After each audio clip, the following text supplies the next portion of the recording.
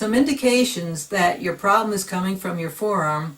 As I mentioned in the first video, this is the Feline's test, and if you do this and there's a sharp pain right there, that's a good indication that it's a forearm or a tendon sheath problem, as opposed to coming from somewhere further up the line.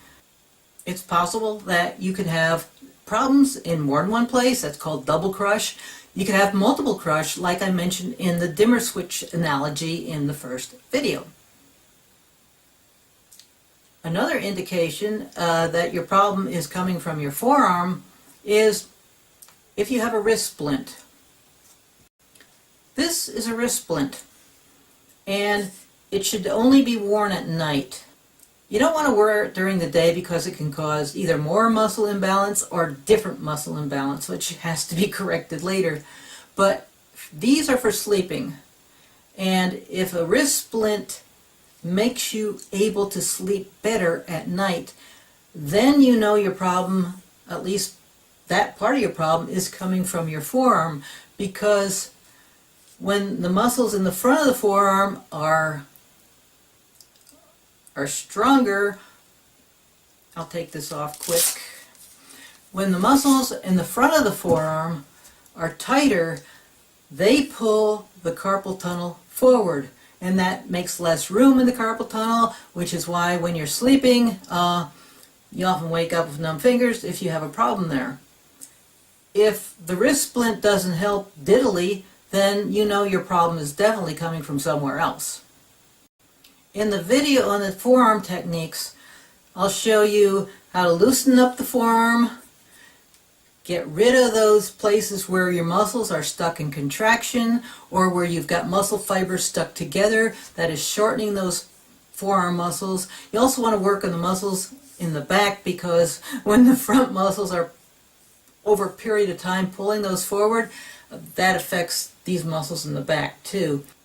And a number of people, because their grip is weaker, they try and strengthen it by squeezing tennis balls, and that makes the muscle imbalance even worse.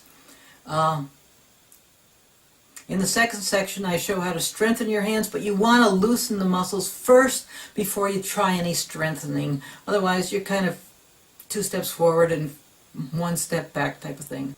And I'll be showing techniques where you don't have to use your other hand. In fact, you don't even want to use your other hand, because that's probably overworked as well. And the thumb is a different animal than the fingers, because the fingers just do this, and that's all forearm muscle. If you're just spreading your fingers apart, well, that's muscles inside your hand. But the thumb, part of it's controlled by the forearm muscles on the thumb side, and there's this big muscle down here, and in the last 2 videos, in the core videos, I'll be talking about that, and in the second section I'll be talking about some thumb pain as well. But the one type of thumb pain I'll talk about is called the quervians, and if you grasp your thumb inside your palm and pull down, and it puts a sharp pain right there, that's called the quervians. And just like there's tendon sheaths in your fingers, the tendons that go through there moving the thumb, those can get inflamed. Same thing. So you want to loosen up the forearm muscles on the thumb side if you have that problem. In the second section, I've got a section on supplements that may help. And at the bottom of that, I mentioned 2 different supplements, glucosamine chondroitin, which is also good for carpal tunnel, not because of the fact that it helps with collagen, but because it also increases synovial fluid, and the synovial fluid is what you want to increase, and hyaluronic acid, which is probably even better for the synovial fluid uptake. But again, you don't want to work for long periods of time without breaks, because that causes problems. Another muscle in the forearm, which does not move the fingers, is called the pronator teres, and what that does is move your hand downward. And to feel that, place your thumb, go a couple inches above the crease of the elbow, on the flexor side, and as you turn your wrist, or you turn your forearm from palm up to palm down, palm up to palm down, you should feel that muscle turn. It's a diagonal muscle, and almost, if it's tight, it might feel like a bone.